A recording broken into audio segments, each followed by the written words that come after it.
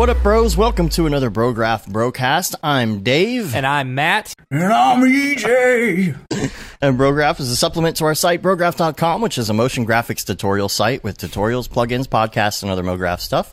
And on the show, we talk about everything ranging from motion graphics to Cinema 4D, After Effects plugins, render engines, doing business, doing taxes, being a contractor, or working for the man. And you can email us, Brograph@Brograph.com, and let us know what you think about the show.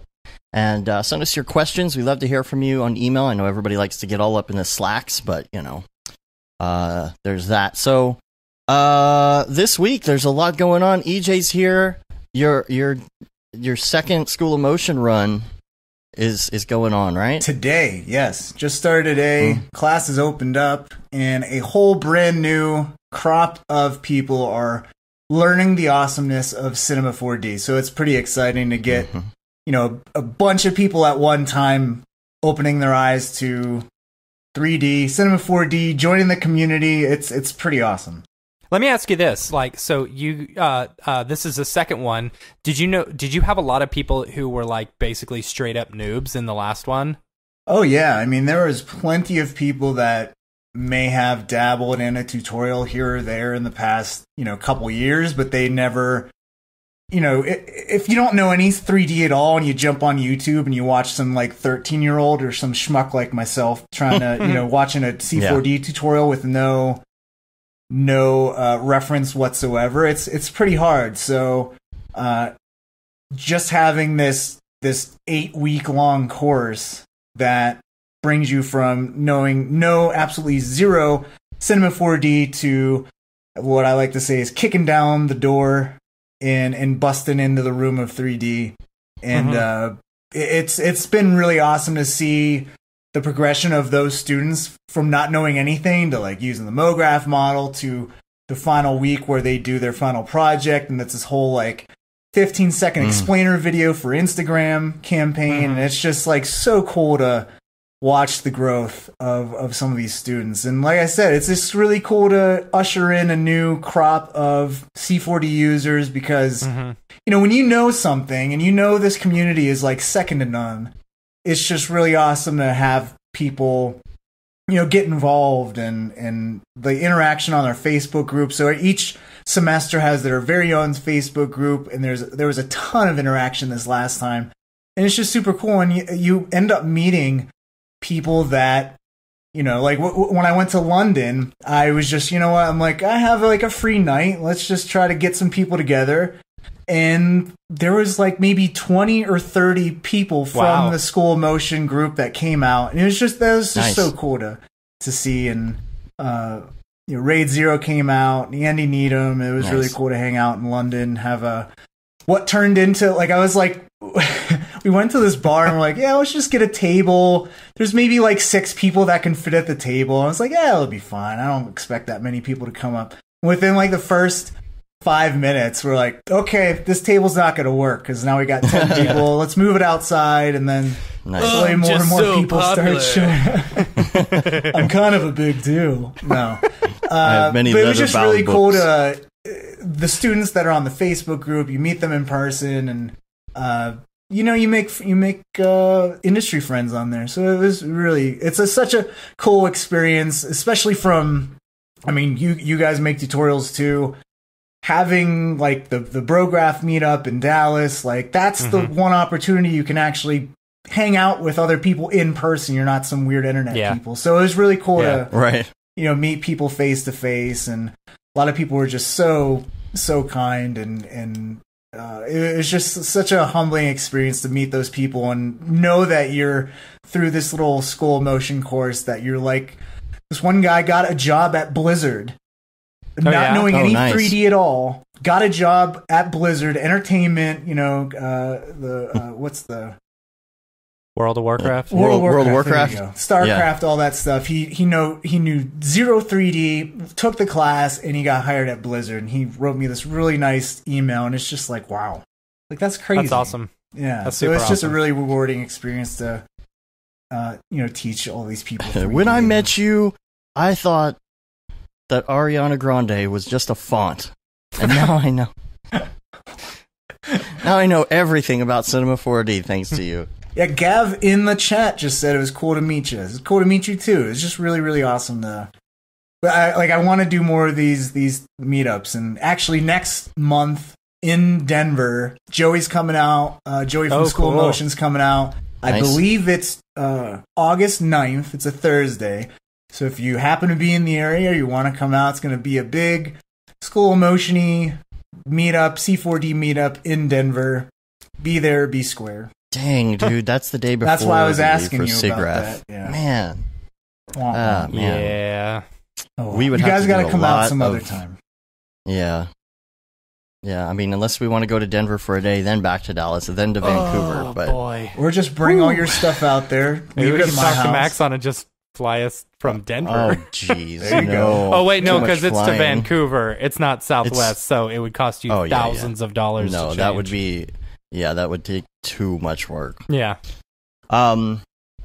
Cool. So let's do a week wrap up, and then we got some news to get to.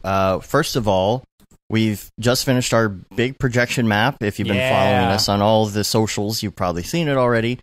And so we're glad we can finally put that out there, because we had a gag order about exactly what it was until now. Yeah. So that was a lot of fun. It was a lot of work, a 3-month project. If you would like to see it, we'll have a link in the show notes. We've also Or you got can just go to nexusmotion.com and check out the work we've tab. got pictures. We got or behind the scenes. news. We got a whole The blog news post tab. about it. And we're going to be doing a behind the scenes on that eventually, and we'll talk more about that later. It was a lot of fun. 12 projectors. That's basically playing 6 videos simultaneously onto a building, with like a parallel camera in Cinema 4D, so you don't have the perspective, you know, and it projects shadows and lights and everything back on the building. Man, just such a fun project to do. And, Yeah, it was. What was really exciting is once you finally got to see it on the building, you know, and know that everything lined up and everything looked good. Like, that was the most comforting thing right there. Yeah, that's the thing about it. It's like you do all the measurements, you do all the photogrammetry, you build these models, and you build all this stuff, and you're like, man, I hope there's nothing major off, because I don't really want to have to re-render anything big, you know. So we've got that. We did an Instagram and all that stuff. We got all the socials going, so you can check that out. And then, actually, it's funny. There was a person in the Octane Facebook group that I guess was there that night. Yeah, that's so funny. And I guess they were like, I didn't realize that was you. He's like, I thought you were just like a stagehand or something, just hanging out, you know? So, I was like, man, it's a small world. Yes, it is. Yeah. And, so, the one thing we did do though, is we used Pixelate It for, part of it. That's awesome. Yeah, I So saw the we'll have to the do renders. that little clippy clip. Yeah, I saw the renders. That was really cool. So there's this part where this little video game happens, and I designed this little After Effects video game that projects on it, and did sound effects, and it was kind of fun to do. I was like, man, I want to do more like fake video games. This is fun, and just like use Pixelate It and just do it up. So that's something I'll definitely be showing off in some of the behind the scenes, is using Pixelate It. So. Yeah, there was a guy that shared with me something about the Donkey Kong record holder and that whole controversy kind of thing. And he did this whole explainer video for his work in all After Effects using Pixelate It, and he just basically recreated Donkey Kong, like the game. That's So he had awesome. like the barrel elements, like writing on some of the text. It was really, really well done. It's just really cool to see people making some cool stuff with products you make. It's really cool. Yeah. Super easy to use. We used your plugin and our plugin the most on that project. Right. Well, it's like if I can't do it, then if a dummy like me can figure it out, then I want to make it that easy for everyone else. Sage says, "Holy dingleberries, it's EJ." In the chat. Hey, Sage. There's a thing about doing stuff like this, and I got back to the hotel the other night, and I just sit down, and it's finally over. finally de-stress a little bit, and there's a lot involved, and you're dealing with clients, and you're dealing with trying to make sure everything's working, and you're stressed, and you're trying to hit deadlines, but then you have to step back and realize, wow, I actually got to do that. That was amazing. Yeah, sit back and enjoy a funnel cake, and get to watch your cake. Oh, God, it's awful. Down a couple elephant ears. Yeah. So that was fun. There's a couple other things from the week I wanted to go over real quick. Brochain has been extended to the 10th of July, which is tomorrow, so you still have a day if you want to participate in Brochain. I've seen the initial versions of the edit, and it's looking really cool. There's some great stuff in there. I think who was involved in that? Lots of people were involved. So that's looking pretty cool. I can't wait to see the final. I wish it were extended just a little bit more, because maybe I could get one in, but I'll do the next one, I promise.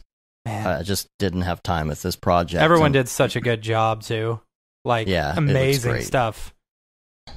And what's crazy is that we really had no part of it, Right. It was all It was all put on by the guys in the Slack, guys and girls from the Slack. It was awesome. Yeah. And a couple other quick things. Did you happen to see the Rick and Morty on Jeopardy this week? Yes. That was pretty good. They had all the phrases categories from the show. Yeah. You pass the butter and show me what you got and all that kind of stuff. My man. And all the guys on the all the really hyper nerdy people on the show probably had no idea. Yeah. Or exactly.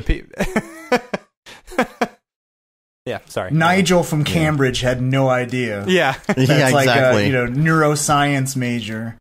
Quite. How droll. How droll. So, also wanted to say, if you're looking for, if you like retro graphics, this is a great series. The OJ Simpson American, what is it called? American Crime Stories. Season 1 is all about OJ Simpson, and there are so many famous people in this. It's insane. Really? So many, like John Travolta. John Travolta is not John. Who's the other main lawyer? Not Johnny Cochran, the other guy with the big eyebrows. I don't know why my mind's blank right now. But dude, Nathan Lane is in it. OJ is played by God, I'm so bad with names. Show me the money guy. Oh, really? Cuba Gooding Jr.? Yes, there are so many famous people in this. You just have to it's insane. Kardashian, Robert Kardashian is played by Schwimmer. David Schwimmer. David Schwimmer. You have to watch this. It's so good. It's so well done. And but what I really liked about it is that they recreated all of these news shows and graphics. Even they recreated Larry King.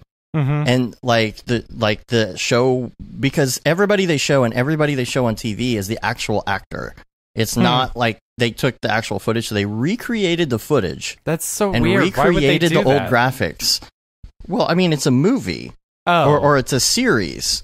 So it's the movie, but when you get to the clips, they've actually recreated all the clips to make them look like they're from the early 90s.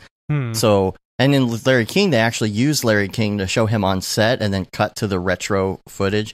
So it's retro graphics, retro footage, all of that. It's really well done. It is so good. If you're liking this whole crime story series stuff that's going on with Netflix in bulk right now, go watch this, because this is like an actual movie. So, there's that. A couple other random things I just wanted to talk about for the week. Oh, by the way, Slack channel, I saw that there was a mini meetup. That was kind of cool. Yeah, over in LA, right? Yeah, with Zach, and who else was there? Zach Corzine, Nick Scarcella. G-Rant. G-Rant, yeah. Vontagilla, am I pronouncing that correctly? I have no idea. So that was kind of cool to see. Yeah. They said it's Brograph that ties the bond.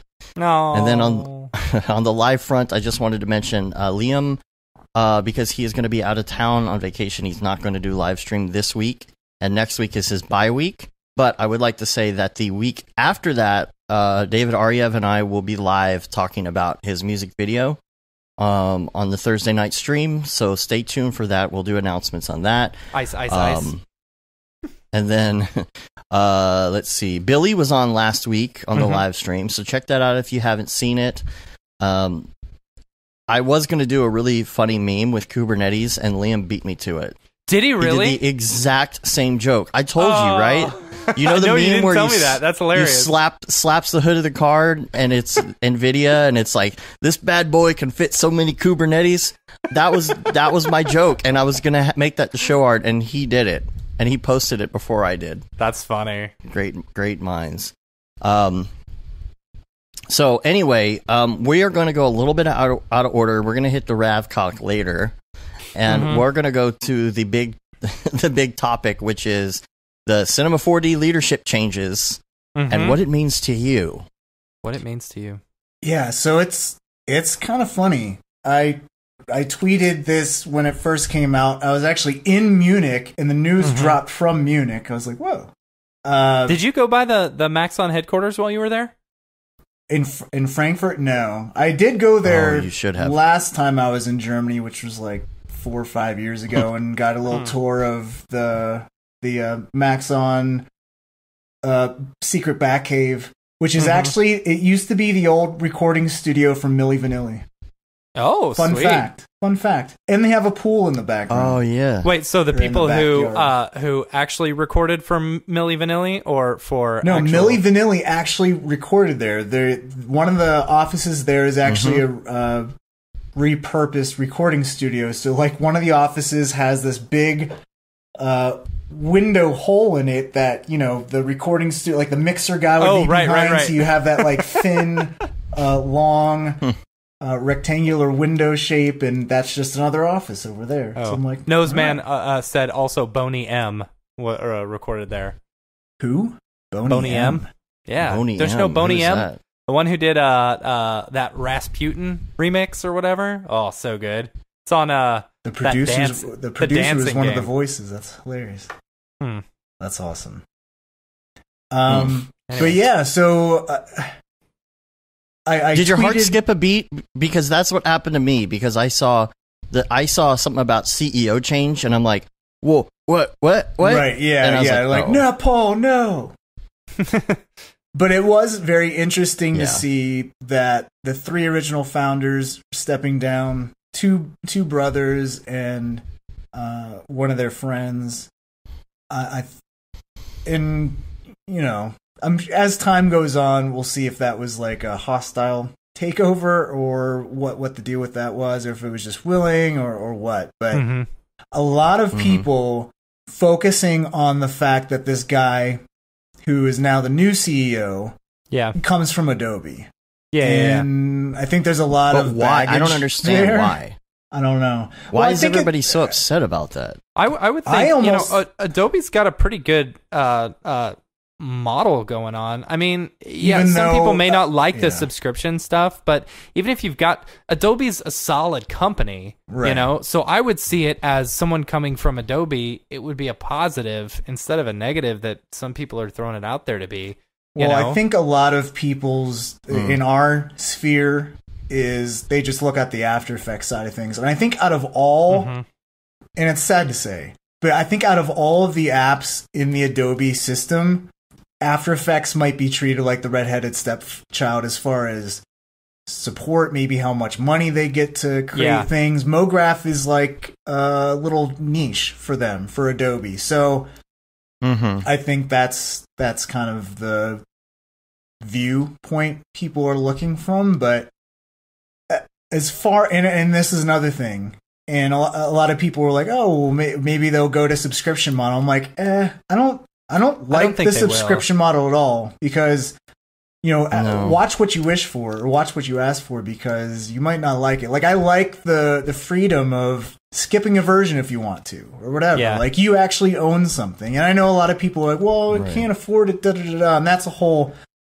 other subject. I think if you're doing professional Mograph work and you truly have a need for 3D, you'll be able to easily pay for it, you know, in one job. Absolutely. Easily. So that's a whole separate story.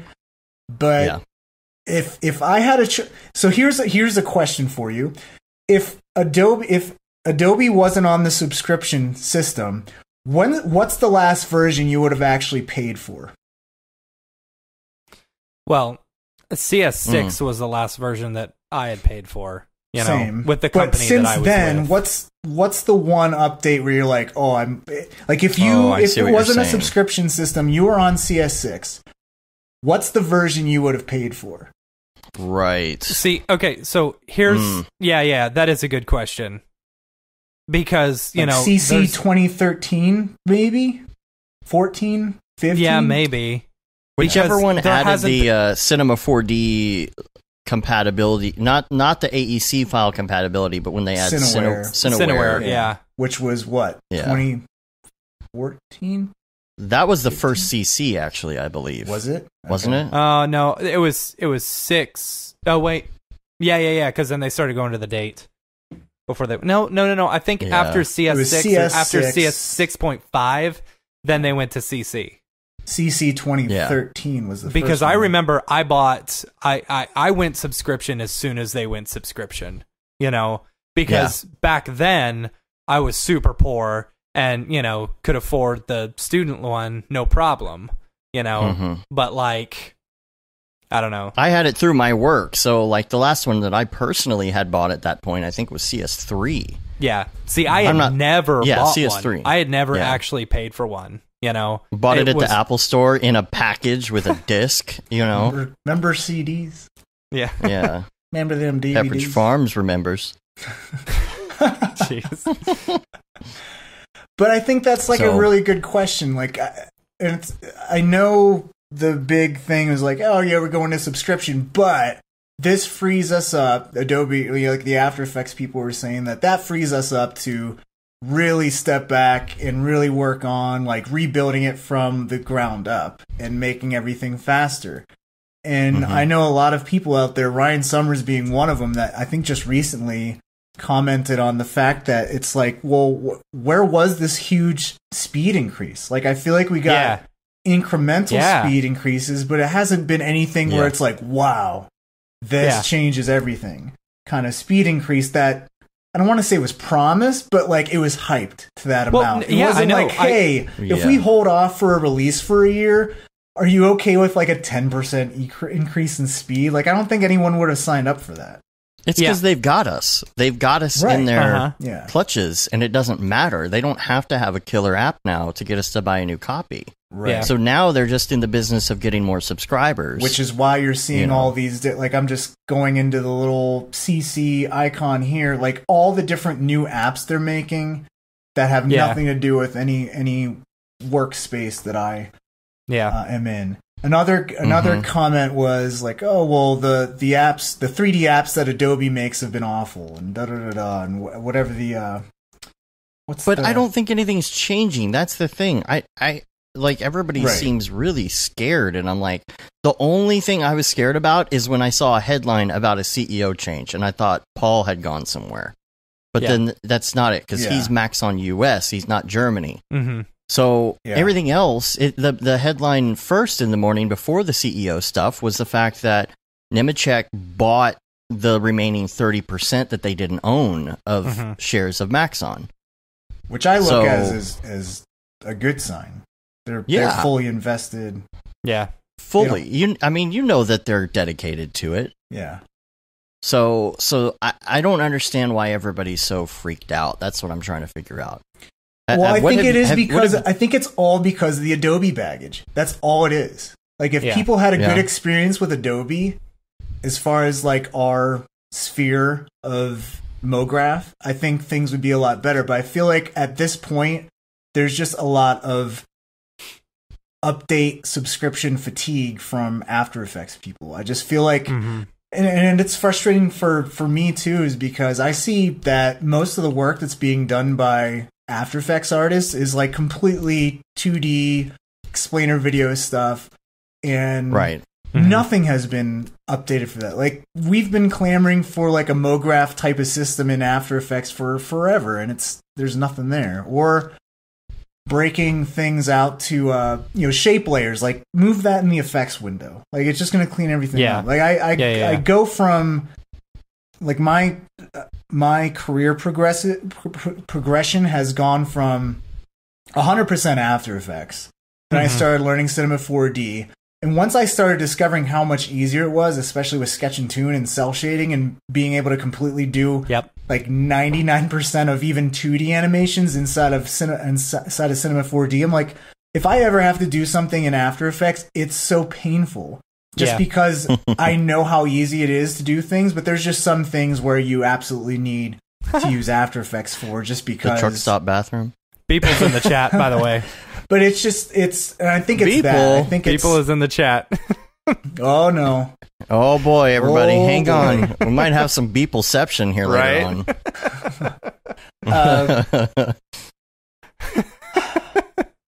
I don't know. I don't know. I just think it's interesting. I don't know, as far as the guy who's coming over from Adobe, if he's like, are we going to start seeing the same thing in the Cinema 4D side where, Cinema 4D is coming out with its standalone AR VR app, and what will people think of that? Like, will that be good or will that be bad? I think, because one of the things they were saying is that they're going to focus on the AEC, architecture, engineering, and construction, which is what Nemetschek is actually like. That's their business, is construction and stuff. And then AR and VR, which I think that's like the future of like that. Dude, that's a whole massive industry in the future, I feel, for advertising and stuff. And I think that if there's a way that, like, wouldn't it be awesome if you could just break into AR or VR workflows and not have to worry about learning like Unity? You could just make something completely inside of Cinema 4D, export it out, and it just works for Unity. Like, if another designer wants to import it, it's fine. Yeah. You don't have to like. I really like that. Yeah, like you don't have to make. Go ahead. Sorry, Skype delay. Sorry. That's okay. I didn't mean to step on you. The thing about AR is I want to get into AR, but it means that I have to learn Unity, right? Yeah. Yeah. So if I were able to keep doing what I'm doing in cinema, I mean, that's what we've been talking about on the show forever, right? Is that there's this merging of video game technology into what we're doing. And so this whole time we've been thinking, well, we're going to have to go learn Unity. What if we didn't have to learn Unity? Oh, precisely. So I'm wondering, like, what they have. And that makes me excited about it. I don't feel like it's something bad. I feel like if I'm going to be able to stay in cinema, that's awesome. Right. Because then I know how to get around, I know where everything is, I know how to do all this stuff and things, and I don't have to worry about learning Unity. Also, Paul replied to your tweet the other day, and he said, our goals and focus have not changed and will not change anytime soon. The new CEO has years of experience in motion graphics. The key takeaway, retaining 100% ownership means it's easier for Nemetschek to invest in Maxon 3D. Oh, right. Okay. I like that. Well, I think the way the industry is going, that this new leadership is actually a good thing, because Adobe is already killing it in those areas. So translate that over, like I was saying about how if you click on your little Creative Cloud icon and your top toolbar thing, there's just all these apps. A lot of them are specialized just for WebGL stuff, like and stuff like that, and programming, and like I think if you had some like for example, if Maxon came out with maybe in Maxon R22 or whatever, and it had your standalone Maxon, and then you had like this Unity kind of system where you could build stuff completely in there, and it was all in the Cinema 4D ecosystem. And it was as easy as it is to do everything else in Cinema 4D. And I don't have to worry about learning Unity in the future. It's already taken care of for me. And I can continue, just being a designer, focusing on being a designer, and not have to learn how to be a coder to some extent. Right. Like, I think if that's the vision, Yeah. I think that's a game changer right there. Yeah, but like if you can make the VR and AR space and change it the way that Maxon changed the motion graphics industry with the Mograph module, that's massive. But I don't like. Here's the thing. I love that Cinema 4D has everything built in, and I don't have to go to separate apps like I do with Adobe. Like, you know, having it's almost overwhelming looking at that Adobe thing and seeing all these different apps, you know, that are available. And I was like, there's so much more to learn. You know, do I need this app? Will this app replace another thing? You know, like I almost wouldn't love it if they did another app that would, you know, easily bring it into Unity. I would just want it to all be in one place. So as long as everything's self-contained. Yeah. Well, and there's or it acts like Octane or something, where it's a separate thing, but it's integrated fully in the interface. Because where the problem is with Adobe is everything doesn't work. Everything gets updated constantly, and there's new features, new keyboard shortcuts. Like, oh my god, like the amount of keyboard shortcuts you have to go through that aren't even consistent between three of the most used apps like After Effects, Photoshop, Illustrator. Even Photoshop and Illustrator, like, don't even talk about After Effects because that's the like pen tool. It's one such is a G niche and one thing, is P. but Illustrator and Photoshop are huge. Like, Photoshop is a freaking verb. Yeah. The Photoshop and the Illustrator team are completely separate. They rarely talk to each other.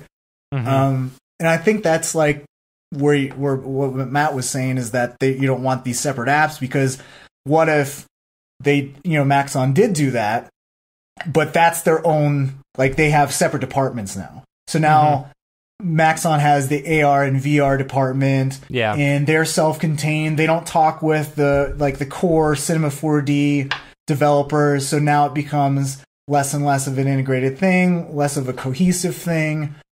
Then yes, I think that would be bad. Well, I was listening to a show a while back. I think it was Back to Work with Merlin Mann, and he was talking about Apple and AR. And the point that he brought up is there is no like AR standard yet. And I think there's a place for somebody to invent some sort of easy standard of AR to where this is what you're going to use. This will work universally on different platforms and all of that. Because here's the problem is that AR right now just means point your phone at something and play Pokemon. But but in the future, it's like we've been discussing a lot. It's not going to be your phone. It's going to be your glasses. We know that's coming. We don't know how long that's going to take and how long it's going to take for the technology to be portable enough and for the glasses to not look nerdy. You know, or just, like you've got some giant thing on your head. I don't know. But if you think about where it's going to go in the next 10 years, that's exactly what's going to happen. If you have an AR standard, a drag and drop something to where it doesn't matter what AR device you have, you can package this. It kind of like Unreal or Unity, you can say, okay, I'm making this for the Xbox, or I'm making this for the iPhone. Or, you know, when you start your project. But then there's the other element of it, which how easy are they going to make it? Are they going to make some sort of espresso type interface to where Joe Blow, who doesn't know code, kind of like us, we don't have to learn Python and all this other stuff in order to make simple, basic AR things with very minimal, activity. You know, find this surface. You know, put on your glasses or your phone, find this surface, and then put this. This is origin, and then if you want something to happen, you know, when you touch some element, it triggers this animation. It doesn't seem to me like that would be that difficult to program those basics. Could you use code later? Yeah. But if that's what they're trying to do, that's going to be amazing. Like make it as easy as Mograph, where you have like a collision or like, you know, whatever, like define, they have the scene recreation thing. Like maybe there's technology from that, you know, you can see where a building is and have that area behind it to mask out whatever character or whatever. Like the Google I/O conference, the one thing that was really cool was what they're planning on doing with Google Maps, where if you're trying to find something, you can use AR and it'll actually lay out this whole, like, you can be on the street, it'll show you an arrow that goes behind a building, like to the left or whatever, to show you what the destination that you want to get to. And they have this like cute little fox character that kind of sits there, gets your attention, then hops behind the building, showing you should go behind this building to continue the path.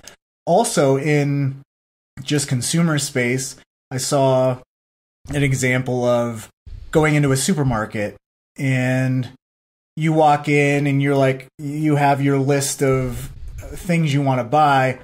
It'll read that, show you the direction of where the product is that you're using or that you want. It'll give you like an ingredient thing will pop up like, hey, do you want to use this rice to make chicken marsala or something? Here's the other ingredients that you'll need for that. And we'll show you where all those ingredients are along the way. And it takes you through the most efficient path through the grocery store to get all of those things within the least amount of time. Right. It'll say, go to aisle 1, now go to aisle 4, then to 10, then 20, and you'll see like directions on the floor that take you there, and then the line on the floor goes up to the ingredient. Like, dude, AR is going to be insane. And if people like us who are already creating these graphics for video are able to just start do you realize like every business is going to want AR graphics inside of their business? Yeah, but also think about it this way, like advertising. We can't even get to the point right now where if we're looking for something in a supermarket,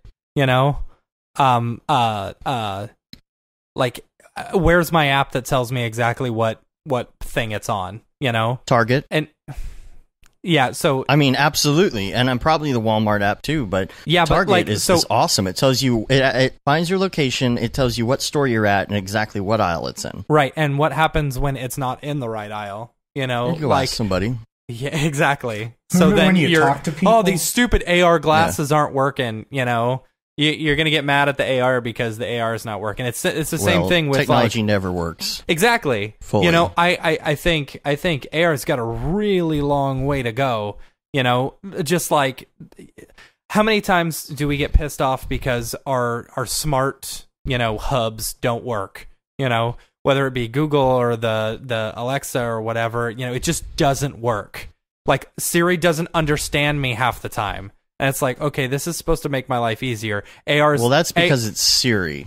Yeah, I know. If you're using an Echo, that's a different story. Echo doesn't work either. Pretty well. No, Echo doesn't. It's like Really? It worked pretty well for a while, but then she just goes off randomly. I'm sorry, I couldn't understand you. What? No, shut up. And then Google Home, you gotta like yell at it to shut up. Well, that has more to do with the fact that voice technology is so difficult. Right. But I think but you're talking about it's more user error. It's more like it's not user error, but it's like if you don't find the product at Target, it's because somebody failed to say that it was there. That's more concrete. Like, yeah, but then you've also exactly, got to have, because they already have this where they keep track of all the inventory in a store electronically, so they know if like a bunch of people bought bagels. I don't know. But if it's more of first thing on my head, like they know that they need to restock the bagels because a bunch of people made a mad dash for that. Or, whatever. Right, but I guarantee you, I don't know. Just in that example, like, I can see so many things going wrong. Now, going back to the just think of, like, shipping, UPS, like, Amazon, like, that is... Yeah. Like, that's flawless. Like, name one time... Like, I can't even name a time where Amazon was late for a package. If anything, they probably deliver quicker than what they say all the time. They've missed a few Christmas deadlines for me. Well, that's that's understandable. But again, it's human error. It's I think it's more human error than anything. Yeah. And so, like, if more people are using this technology, they're going to be more quick to make sure that everything's working the way it should. It's going to be a long journey. Yeah. But as far as the AR, you were talking about like things going behind things. I've got a link here in the notes. What's the company that does Pokemon? Niantic or whatever. Niantic. Yeah. Niantic. Nyancat. Nyancat. They showed off an AR demo where Niantic. Pikachu was going behind objects. So I think like the next version, there's going to be masking and all that kind of stuff, and that's all automatic. Yeah. But coming back to Maxon on this whole thing. Yeah. Okay, so I guess first of all, most people are upset about the Adobe thing. I think it's fine. I think it's purely this guy's from Adobe. If it was from anywhere else, like some other, like this guy's from Instagram, like, well, I'm sure even people would give crap about it. Yeah, they would. Yeah. Oh, it doesn't matter like where this person from. There's always someone that's out there to get mad about something. Yeah. Yeah. I think that's it. And, would you rather? I don't think, would you rather it be some guy from Adobe or some guy you've never heard of from a company you've never heard of? Yeah. No, I completely agree with that. A company who's never worked in like graphics or 3D or anything like that. He's like, the ex-head of Taco Bell. He came over from LinkedIn. Oh God. Yes, see, that would be awful. Yeah, that would be awful. People who don't understand the culture. They make amazing training over at LinkedIn. Let me tell you. No, you especially that Cinema 4D training at LinkedInLearning.com / EJ Hasenfratz. Go check it out. Yeah. Yeah, they're not a sponsor yet, so you know. Yeah. You know. The thing about having some random person comes in is they don't know the culture. They don't understand like what it's about. They don't understand the community. They haven't been in our Slack, in the GSG Slack, in the MDA Slack, and see like how much of a great community this is and how everybody helps each other. And then some CEO comes from from Coca-Cola or something and is like, well, we need to be pushing more product and we need to, you know, synergy, blah, blah, blah. And you're like, no, that's not what this is about. And that's why you better understand when we go to a big meetup and stuff, there's hugs going around. All right. Right. No handshakes and stuff. It's all hugs. But Paul understands that culture. Yeah. Right? Yeah. He completely understands that culture. And somebody he helped his market, create what it. he's in control of, is the biggest market for Maxon. So if they're going to listen to anyone, it's going to be Paul. Yeah. Like it's the fact that if you don't understand what you're doing, if you don't understand why people are buying Cinema 4D, I mean, let's look at other software. I mean, where are the huge, awesome communities around 3D Max? Right. Yeah. I mean, I'm sure there are some, and I know there's people that use it, but does it really have that same type of community? Are there people doing meetups, you know, all over the country because of their love? No, because they're too busy working. And I said this from someone that was a 3D Max user, like, oh, just because we're not on Twitter or something all day. It's like, yeah, I mean, maybe everyone that is working on Maya and 3D Studio Max are working on these big Hollywood films, working 20 hours a day, so they don't have time for Twitter. Right. But I don't. So one thing with this whole that I was just thinking about, you know, there's been a few times where I've been talking to Paul and asking him, you know, well, what's up with this? What's up with this? Like, and he's saying he had told Careful me now. Well, no, he had said that, like, for example, all the CV tools, you know, like these are stuff that they would love to be able to incorporate into the full version of you know, C4D, but you know, some of the Maxon Germany has kind of pushed back a little bit, you know, so they kind of did that. But that's you know why that is. It's just because of the roadmap, right? I understand because that. I maybe with this, you know, they can all get a little bit more in line with everything. I don't know. It could be that. Who knows? I don't know. I mean, every company has a roadmap like that, and a lot of people don't understand that. People are thinking 5-10 years into the future with their roadmaps. And then, you know, you have a user, well, why don't you just integrate this right now? It's like, well, you don't understand how many things have to come together in order for all this to happen. Or they're updating something that it's going to be obsolete in a couple years or whatever, that things you can't see on our end of things or their end of things that the Maxon Germany people have laid out. Yeah. Yeah, I guarantee you that there's stuff in the next version of Cinema that has been planned for ages. Yeah. You know, so people need to understand like the inner workings and just how much goes in. Think about that program, man. Like when R20 comes out, the developers are already thinking about R22. Like they're not on, like they're just finishing up 21 and they're already on to like 3 versions now. Yeah. It's not like they're not open to any of it. Right. I mean, Matt and I talked about, you know, and you've probably done this too. You sit down next to one of those engineers at a dinner or something, and you're like, oh, you know what would be great is if you do that. I'm sure they're tired of hearing that, but they actually take it to heart. I've had conversations and been like, here's my list of things that I would really like, and they're like, oh yeah, that is a good idea. It's not that they're not listening. Yeah, they are really listening. Yeah. It's very apparent they're listening. It's just like, you got to step back and understand, this isn't just something where they can make a phone call and just update it. Yeah, right then for you. Yeah. It's just you've got to think of the big picture. So what about another thing? Just as running from my tweet and the initial like massive blowback and support and apprehension. One of them, and it'd be interesting to hear your guys' thoughts, is people kind of poo-pooing VR and AR. Like, that's a stupid waste of resources. I understand VR. Not everybody likes VR. That's fine.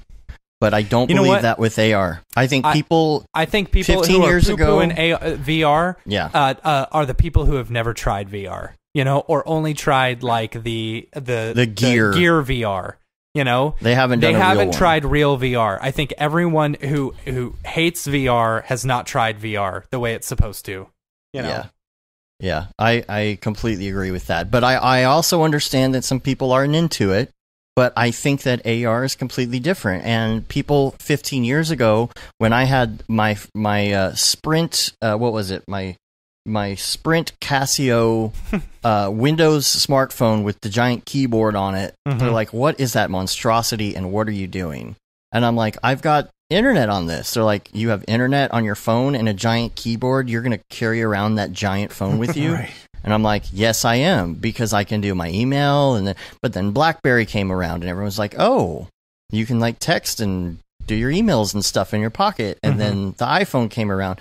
And then all of a sudden, look at us now. Like, who doesn't have a smartphone? Right. But I would bet so much on the fact that in the next 10 to 20 years, AR is going to be that integrated into our society. Yeah. And not VR, though.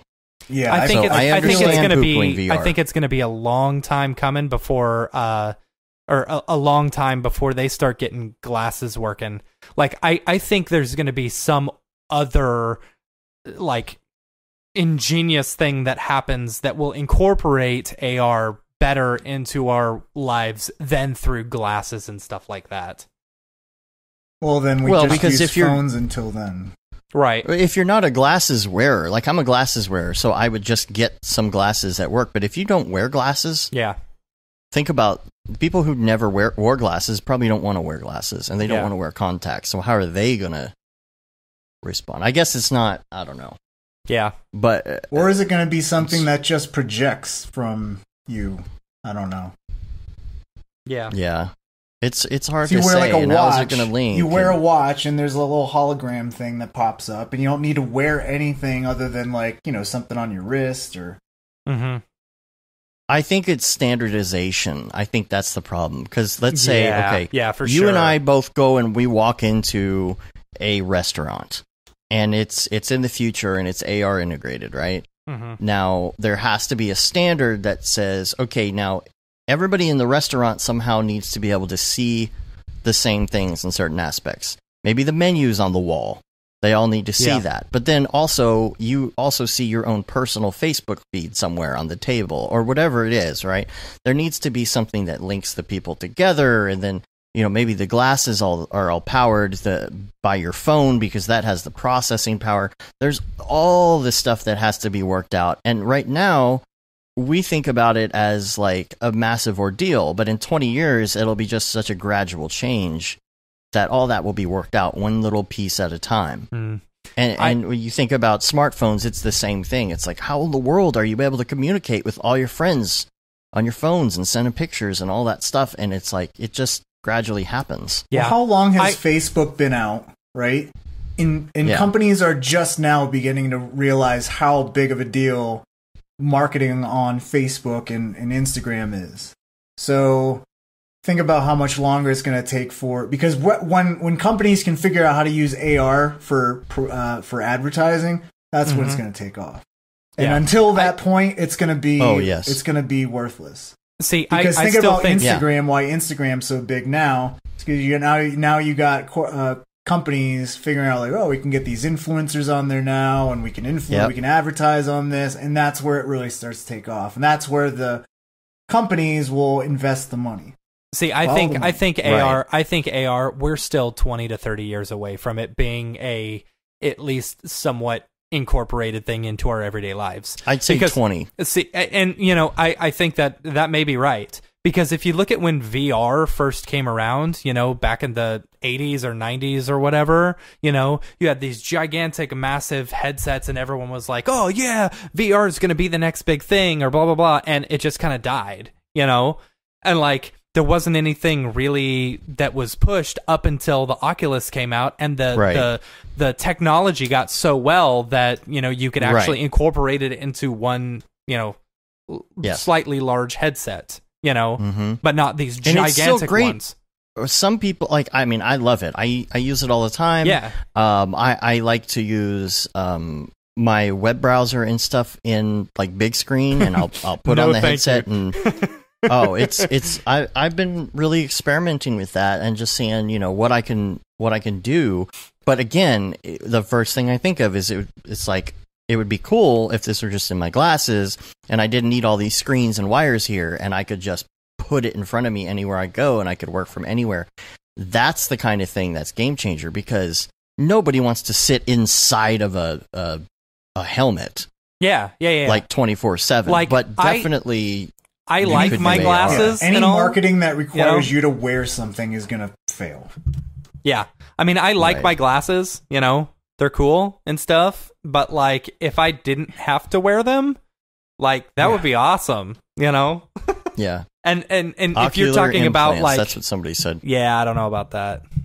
Sorry, I'm trying to move my microphone because here's what it comes down to when it comes to Maxon. Here's where it ties back in, is that right now they are saying, okay, we're focusing on AR stuff. Mm-hmm. It's because they have the foresight to see where it's going to be in 20 years. They need to start now. I think that's the thing.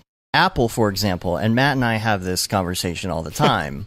I always say that the reason Apple is doing so much with ARKit and all the AR stuff right now is because they have a roadmap that involves some sort of headset, and they might even not have the technology to do it correctly right now. It might take a giant box that they have on the side, and they're developing this stuff with the idea in mind that these chips will shrink according to Moore's law over the next 20 years. I think all this AR stuff is being developed so that it's already in place. You have a million apps once these glasses come out or whatever, and then if we're the ones that can create content for that, if advertisers need so much content, I mean, think about how much content is needed for stuff like that. If you're going to walk down the street of New York, the streets of New York, for example, and right now all the advertisements are on LED billboards, right? But what happens in 20 years when all that content is custom and everybody sees something different? So like you need like 20, 30, 40 different versions of an ad for different people, and we're going to be making some money if we can be on the forefront of this, and that's why I'll agree with you on the money front, but I completely disagree with the Apple's not coming out with a headset. Dude, no, like they need another game changer if they want to. And this is the new space. I mean, the new space. I mean, think about how the original iPhone came out in 2005, right? Think about 7. Think about when you had my very first cell phone. Think about your very first cell phone. Mine was a Cellular One phone. It was like massive. It was almost as big as an actual like rotary phone, like the actual headset part, the head mouth part thing. But could you imagine if you told me, like if someone told you, hey, in 15 years, this people are going to be that's going to be the way people are going to be experiencing marketing and media and entertainment and consuming media is that little thing in your pocket. Like, you'd probably be like, you're nuts. Yeah. This little phone thing. That's exactly talking. What I'm saying. Like, what are you talking about having the internet on this thing? Like, that's just crazy. And think about how long it took to now, where I think it's really like, your grandma probably has it now too. Like, to get to this point, it's going to take that much longer. Like, another 15 years, we're probably going to be looking back and be like, hey, remember 2018? That was good time. Remember? Yeah, but that's the thing. Like, my grandmother has an iPhone. Right. It's one of the free ones that you get with a plan or whatever. But she has one. I doubt she uses most of the features. But even so, it's like even the bottom of the barrel free phone that you get is a smartphone. Right? Yeah. So this has gradually affected everybody. Who has a flip phone anymore? There was a guy I did a job for a few months ago, and he had a flip phone because he just doesn't like getting email. That flip is just so satisfying, though. Yeah, it is. Yeah, like it's like a little... No, it's when you're hanging up on someone. It's when you're hanging up on the satisfaction. Like, oh, I'm so done with you. Yeah. It's not... hitting that end button is not satisfying at all.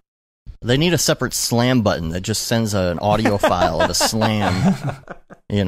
God, I mean, remember like when you had like the hardwire phones and you could really slam them down and like bust them? Break it. Yeah, the phone thing would come off the wall.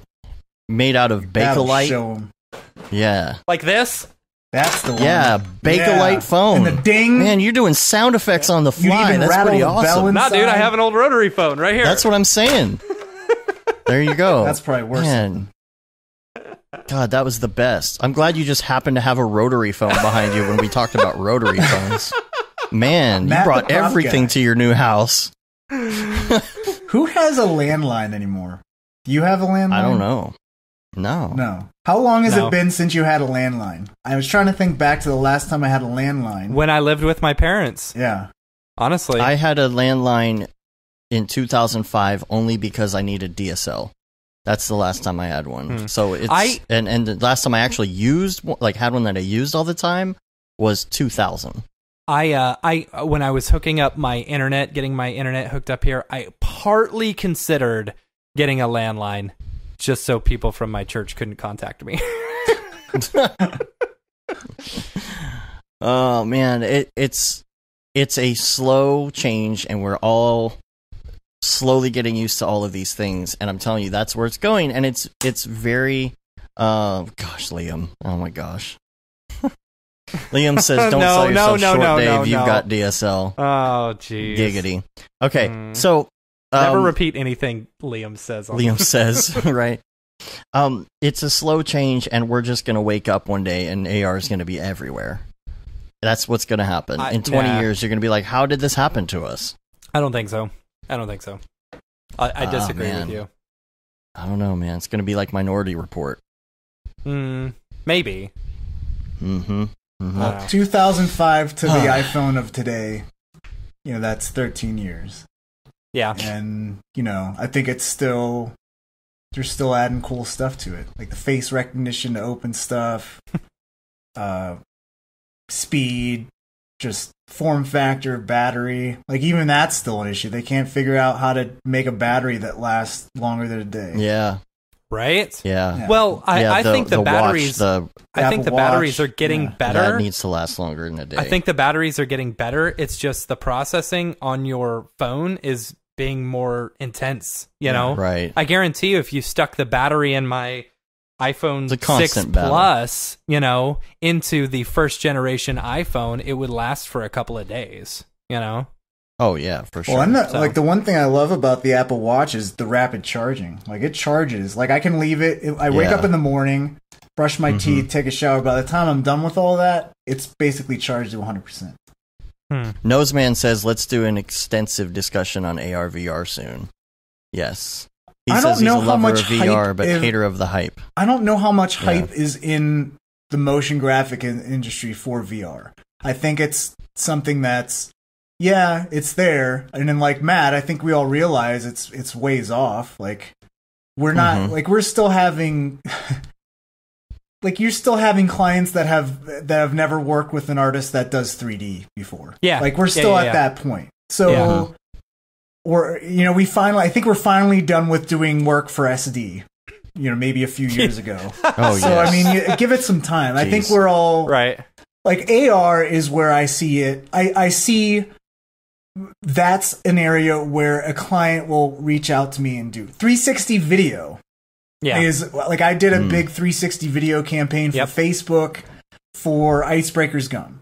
Like that is that's a new area. That's something that might catch on. But that's 360 video. It's interactive. WebGL, I feel like, is this new thing that you can have 3D models online. I know there's that Snap Lens or whatever, the Snapchat like 3D model thing where it's interactive a little bit.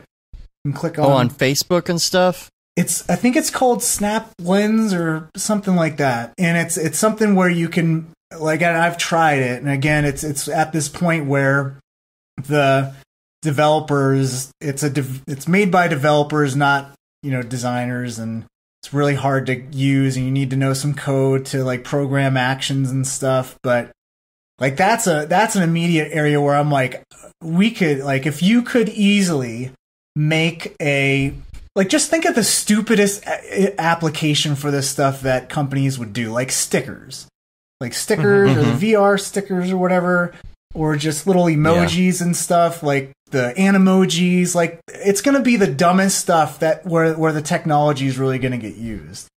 Oh, that's you know what's going to happen, right? Is that everybody's going to come up with their own avatar. Yeah. Of themselves, right? And then that replaces your body. And so when everybody's wearing AR glasses, everybody's going to be walking around with avatars. You and I will look at each other and just see the avatar unless we take off our glasses. It'll be like, and so then you fall in love with the avatar, when you're at a bar, and then they take off their glasses, and you're like, oh. Yes. That's a whole, it's a whole new meaning to the word coyote ugly. It's just like... it's you take off the glasses, or you had your AR glasses off the next morning, and you're like, oh, that's what you really look like. Yeah. I thought you were a dinosaur. But I think it's gonna be like, think about. Wait a second, you're not a dinosaur? Oh, I'm so I'm not interested anymore. Yeah. It's like Quagmire, you're not the same giraffe from last night. Let's take it from Black Mirror and let's talk like more Pokemon. Black Mirror is eerily accurate in some episodes. The most accurate thing where I'm like, yeah, this is happening now, is the whole rating system for people. Oh dude. Man, like, I'm we're there in China. That one was painful to watch. Yeah. That one was so painful. Like, you're below 5 stars, or you have to go to this other wasteland. Yeah, you can't fly. There was an episode of the Orville like that where they had a planet that was like that. The entire legal system was based on it. Yeah. And if you got enough downvotes, you got executed. Yeah. Yikes. That was... But... Yeah, anyway. Okay, EJ, here's the thing. I know you got a heart out, right? That's what she said. How many... I knew... I was holding it back. What is your heart out time? Because I want to skip around. I want to go out of order a little bit.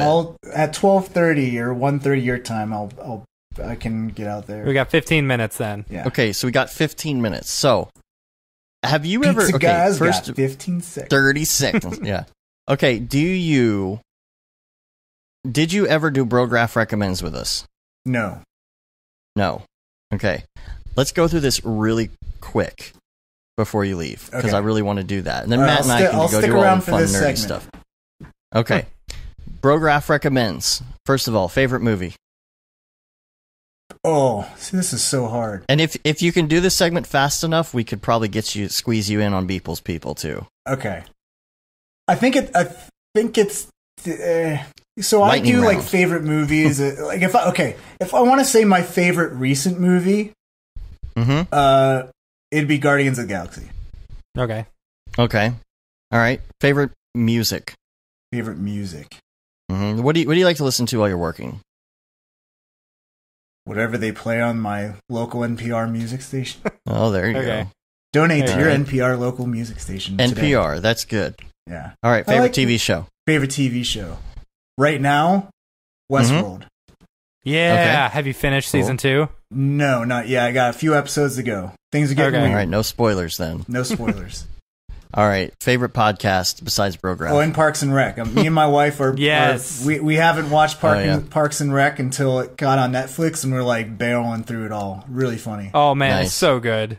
And now they have The Office episodes being played like all the time on Comedy Central, and I'm like, man, The Office was good too. Like I remember, like I forget all the. I watched that all the Office time. episodes, and I'm like, dude, I had never finished The Office, and I watched it for the first time. I finished it for the first time like a few weeks ago. The last few seasons are kind of lame. Once Michael Scott, once Steve Carell's character goes, it's kind of all downhill. I hate Andy. Yeah, Andy's weird. I like and hate him at the same time. Silicon Valley, also a really good one. Yes. The older I get, the more I like Robert California too. I just don't like that guy because then he was the voice of Ultron, and that was like one of the worst Avengers Marvel movies ever. Oh my gosh, I didn't even know he was the voice of Ultron. Really? Wow, that totally changes my whole funny. view of Ultron now. He's awful. I'm like, I can't take this guy seriously. He's Robert California. They're bringing back. Wait. They're bringing back The Office. What is this news? What? I have not heard of this. That's fake news. No, really. If that's true, it's going to be awful. No, I think they had mentioned like a Christmas episodes or something. The Office UK or The Office US? Well, they were talking about maybe at least just doing one Christmas special every year. Revival at NBC featuring old and new cast. John what they need to Krasinski do is have a mashup of coming back with a Christmas special. They need to have a mashup of like the UK people with the, some excuse for Michael Scott and Dwight to go over and meet their counterparts in the UK or something. Well, they did that. What's his name was on the American version? Oh, Ricky Gervais. Ricky Gervais, yeah. But he was an executive producer on the show. Yeah. I really want to be able to get you in on Beeple's People. So let's. Well, what was the other questions? Let's see. Let's go through favorite podcast. Oh well, I mean, come on. Besides Brograph. Yeah, okay. Besides Brograph. Yeah. Star Talk. I like to get my nerdy science stuff on. And Night Attack Show. That's a good show. All right. Headphones. My Sennheisers are... Well, you know what? For right now, my wireless Apple earpods, because I use them all the time when I'm jogging and stuff. Fall on my ears. Do you have a favorite website or Chrome extension? Either or. Website. Mm-hmm. You're like, iDesign.com. Yeah. I don't know. That's hard. Where do you go? Pass. On a daily basis. Chrome extension, I'd say. I'm gonna show how stupid I am. I just realized there's like the reader view and how cool that is when you load up a website and you're like, oh, go to reader view. So I have that on my iPhone, and the newest extension I have for Chrome is one that can do that exact same thing in Chrome. So I'd say I'm an idiot. I just discovered reader view, and that's my jam now. Okay, that's a good one. And then lastly, favorite life hack. You have a good life hack? I know that's a hard one. That's a hard one, yeah. I would say one that I used the most recently was at NAB. You're in Vegas, you're in a desert, it's dry as heck, and you want to keep the humidity going. So what you do is in your hotel room, you soak a towel, okay? Mm-hmm. You hang it up with a hanger into the air vent. So you're blowing in like basically moisture through your air in your room, and that was nice. That's better than the alternative we were talking about, which is just pour a bunch of water in the carpet. Yeah, mold is great too. Yeah. So instead of waking up sinuses. and feeling like you smoked 3 packs of cigarettes, you probably feel like you only smoked 1 Right. pack. One carton. Okay. All right. Well, we got 6 minutes left to your heart out. Let's do it. Let's do some Beeple's people. Peoples, people, where'd you get that Grebo? Peoples, people, what's up with that guy? All right, Is Beeple still here? Hopefully yeah, I Beeple's know. still That's here. the question. Are we having a Beepleception? I'm going to get his input on his own work. He's not going to answer if he is. I want to he's plug the Beeple inspired photography I did when I was on my Euro trip. Oh, yeah. There were some that was like I was like visiting castle ruins and stuff, and I would always try to wait for one person to enter to enter my view, like the composition, and be like, yes. So if I needed to take a like in Dubrovnik, aka King's Landing from Game of Thrones, there was like this really cool alleyway. And I'm like, I want to shoot this alleyway, but I need one guy to walk down this alleyway first before I shoot the photo. So I waited. Finally, one singular guy. Can't have 2, just the one. Right. And shot the got the shot. Now, was this a big Beeple's people or a little Beeple's people? That's the question. I mean, they were life size, so they weren't it's the all mini to ones. scale. Okay, it's all to scale. Yeah, it's not like. Did you post these on Facebook or anything? Do you have one that Facebook? Yes. I posted a few on Twitter. I still have some that I haven't posted yet. I even had in some places we visited, like, you know, when we're going on hikes and stuff, it was just me and my wife. So I'm like, hey babe, can you like just take I'm gonna build the composition. I shot the photo first of the composition that I wanted, like the cropping, zooming, and I'm like, okay, I'm gonna walk down there, take a picture of me in that. So I was the Beeple's people in some of the Beeple inspired photography. That's funny. I gotcha. Yeah, I'm looking on your Facebook to see if I can find one. I might have posted one. It might have been a couple weeks back. Was it like before the zoo or after the zoo? That's the question. It was before the zoo. It was before the zoo. Gosh, how long were you gone? A month. Good. There's a lot there. All right. Well, here's one picture. And I don't even know. You know you had a good Euro trip when you find yourself doing karaoke with Raid Zero. Yeah. Just gonna say. And he's amazing. He's an amazing singer. Really? Yes. Really? I think he was in a band at one point. Gosh, Weren't he's we just all? done everything. He's just great at everything. He's just amazing at everything he touches. Yep. Yeah. All right. So take out your Beeple viewer of choice. So I prefer Twitter. We're going to go to July 3rd, year of our Lord 2018. And this one is called Gray Matter. And here we go. This is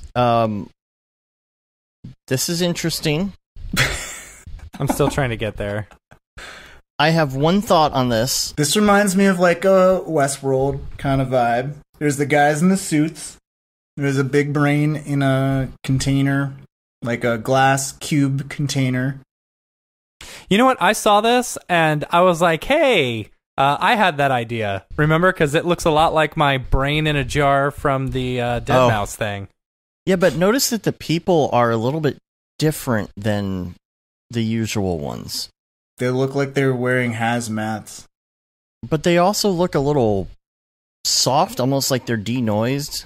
Yeah, there's a maybe. lot. You don't think It's almost this is an Octane 4 denoiser, is it? painterly. Very soft. Yeah. It looks like when you crank up the noise reduction on something. It's got that soft look to it. I just Is he love still in how the he's chat? Maybe he can tell us. how he's taking his composition. Some of them, like, they're not just noise. They I don't know what other effects he's doing, but it just looks so soft and But they're- painterly. there is some. That's what I'm saying. It looks also almost could like a be denoiser. Really crappy Facebook compression too, because I'm seeing like color banding and stuff. But I actually think it adds to the. I like it. I like it with the Facebook crapification. Okay, so the story wise though, what is on? this giant? Oh, I mean, brain? they're building a big people, you know, or maybe that's the brain to one of the big animals. Yeah, it could be. The brain of the giant caterpillar. Yeah. Well, if you look at now, Dave, are you doing July 8th? No, I am not, because that was yesterday, and he hadn't posted it at the time I did the show notes. Okay, well, this could be in reference to, July 8th, Artificial Super God, because, there's a story. It's a big people and a small people. No, we are doing that one. Okay. I think this could be the one of the characters that they are building. I'm on his website. Okay, wait a minute. Oh no, it is on the 7th. Today, no, I'm confused. What's today's date? Today's the 9th? The 9th, yeah. Okay, so what was the 7th? Radiate? I'm not following Beeple until he makes a giant Beeple's people destroying Tokyo. Yeah. I don't have the 7th on here. So anyway, Weird. Artificial Super God. Right. This could be in reference to Artificial Super God. Like maybe they are building this giant people. No, I completely agree. That is the brain for Artificial Super God. Yes. It's got to be. Yep. It's got to be. I think we're missing a date on Twitter. I think that's why I got confused. Maybe, yeah. Does this reference the dark arts guy at all? He's like worshipping the technology. He's worshipping the Apple IIe. It's like George Washington. Oh yeah, the dark arts guy. Yeah. I don't know who you're talking about. I don't know. Is he helping conjure up last week? Oh, you didn't see it last week, Matt, because you weren't. on dark arts. It was me, David. Yeah. Okay. Yeah. See, the thing is, this Big Beeple's people doesn't need skin. Right. Yes. I just want I think they're still building laser beams. I think they're still building this Big Beeple people. That's why he's not covered in skin yet. And those maybe they'll show it in the next one. That'll be tomorrow. It'll be called Epidermis. There's your daily for today, people. There you go. Hopefully he's listening. No, not epidermis. Epiderpis. Epiderpis. Because you got to add the little Beeple twist. Right. Hopefully he's listening. We'll try and plant the seed a little bit if he's still listening. And he did use the little string things with the things on them. He uses those a lot, like the power lines with the weights. Yeah. Or whatever they are on them. Yeah. The couplers. This thing above his head and the two crosses, though, it almost reminds me of some sort of like alignment thingy. Yeah, maybe. See, I was thinking like this is like transporter-esque stuff or something. Like maybe the square moves across the body like a 3D printer, and prints this stuff. Oh. That was my thought. Yeah. So the next one is going to have to be like almost like a Westworld looking, white model of a naked person covered in goo. Right, right. That's the new trend in things right now. And the little brain ball. Right. The brain ball. Yeah. Yeah. All right. Okay. All right. Well, I like where that's going. Yeah. All right. We skipped ahead though. Let me go back. That's okay. To, but like the Uber dog? Is that something to battle the huge Beeple's people? Maybe. That's hard to say. This guy looks like he's a military guy. Military or something like that. There have been a few of these. Remember there was that one it's while like the back Boston that was, Dynamics kind of dog. Yeah. Thing. Mm-hmm. Yeah, totally. He's done a Uber few dog. of these like robotic animal type things, But now here's the thing. It's called Uber Dog, but if you notice on the animated version of this that he did, it actually says Uber on it, and it has an Uber flag. Yes. You take This is a huge difference between the two. This is a really big difference. Like usually they're not that different, but it's like he actually added to it. Like he put it's very like the difference hazy. between the two. Instead of trees, this one is urban. Yes. Yeah. I need to see that one. Is that one on his Twitter? It's on his Facebook. It's like it's like he had kind of an extra day to work on it because he did this the next day. So, but the fact that it's Uber Dog, he put TM on there. Yeah. Yeah. That's what I'm talking about. That's nice. So he's bringing all the corporations into this. And oh my gosh, I had an amazing idea for the book the other day, on a whim, and I cannot give it away on the show. I think it's a great plot twist, and I'm gonna have to tell you off air. Mike, I love the music. It's really good on that Uber Dog thing. Oh, there's music. Yeah, I was probably playing that through the stream. My bad. So this is 2051. So I'm not sure exactly where's my iPad. I don't know where that fits in the timeline. I'll have to look. Uber Dog, like Westworld, where we don't know what timeline we're in right now. Well, I've been keeping track of the things with dates on them for the book, and so like I have kind of a timeline of when certain things are happening with these dates to kind of figure this out. So 2051 was before like the Google stuff, though. Yeah. So we're leading up to the Google Wars. Yeah, I'm gonna have to figure the that emoji out. wars. No, the emoji wars. Come on, EJ, don't you follow all of these? Oh. You're gonna have to, you're gonna have to read the book to find out. So, Opt Out 2092. There's a bunch of them with dates in 42 years. Yep. Yeah. Now they're like big AT-AT kind of things. They've gone from cute little dogs to this. AT-AT. Oh, from Star Wars, you mean? Star Wars, yeah. Yeah. Oh, that's cool. Yeah, I'm opening my thing here so I can figure out where that falls in the timeline. So, let's see. 1979. No, hold on. So 2094 is currently the highest number I have. So this is 20. This is 2094 was the opt out, or 2092. Sorry, 2092, and that the year before that was Amazon Mobile. So 2051. So that fits right between Google 2031 and LA 2058. Okay. If that gives you an idea. And then 2073 is when we had Genius Bar. Okay. So, interesting. I need to go do the latest ones because I haven't put them in the timeline yet. So. Yeah. He's probably cracking up at me like, goober. Here, I'll go back to our 3-pod here instead of showing you my screen. All right, so, EJ. You out? And, you have a heart out? With People's People, I must go forth. Thanks for being on the show, dude. Yeah. Thanks for having me, always, yeah. It's nice to get back in the work week, screw off with you guys for a little bit. Now I gotta do some Reels works. Yeah. Yeah. You haven't been did you work while you were gone at all? Yeah. Aside from like keeping up with the social medias, no. Yeah. I mean, I scheduled some posts. Oh, that's nice.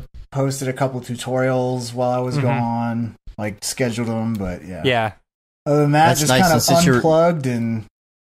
Your wife's a teacher, right? So she's got the next. She's off. Yeah, she's got June, July off, and it's nice. Amazing. It's nice to just unplug for a little bit, like get out from the computer. It's kind of we just did a lot of hiking, a lot of just beer drinking, culture. Yeah, watching the World Cup. I had a sour beer yesterday, and I thought of you. You what?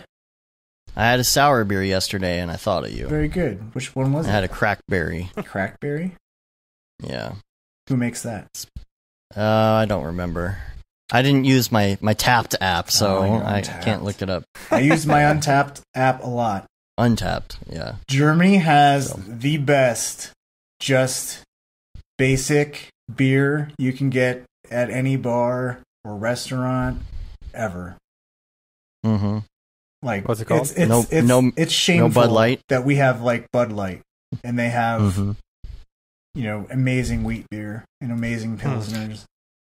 Oh yeah, it's a joke. The light stuff's a joke. Now, is their stuff? Is it warm or is it? Oh no. That's room in temperature? London. That's in the UK. They do the cask ales, which is I don't understand. Yeah, like we have refrigeration people. Come on, but it's like in the cellar. You pull this cask handle.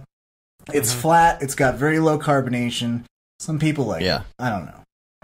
When I went to Iceland, it was a joke. Like if you go to the store, the light beers, like kind of it's their version of Bud Light, like Gull. It's in these huge tall cans, and it's sitting there with the Cokes and everything else, as if it's not even alcohol. Like, I don't even think they care who buys it.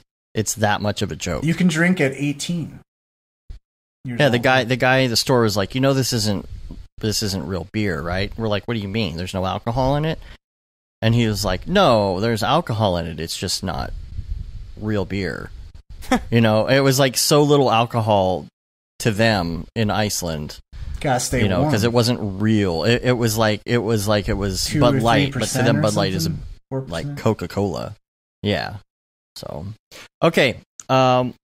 So we're gonna take a breather here, and I'm gonna set a marker, and we're gonna restructure, and Matt and I are gonna go talk about the boring, nerdy stuff. I can't wait for you guys to talk about that Otoy stuff. That's I saw the show notes for that. That's kind of that's sticky icky stuff. Right? Dang! I wish you could stay. Why didn't I see that? Yeah, well, it's there. I'll listen. All right. Okay. Cool. Thanks for having me on, guys. Yeah, thanks, man. Bye. All right, so let's get into some Ravcock. What's your flavor? What's your flavor? Now, something new this morning that's not in your show notes that I put in here is, I guess there is an offline mode issue going on with the newest build, and Jules actually said something about that. Somebody mentioned in the group, and I think Raid Zero actually responded and kind of told what's going on. I don't. For me personally, like you and I have been on 3.07 for so long. We have. I don't really mind waiting just a little bit longer if there are issues. Yeah, I'm probably I will probably upgrade though, Dave. So we should. Yeah, at least 3.08. Yeah. I don't know. I mean, I don't think we want to do 4 now, right? Might be fun. The what Andre Fry said is still no offline mode for 3.08.2. Okay. And Jules responded, and he says, it's coming, and I'm sorry, it's taking a while. It's a complete rewrite from the earlier offline mode in 3.07, which we threw out. Is that because we asked him for that? That would be really, really cool. I have no idea.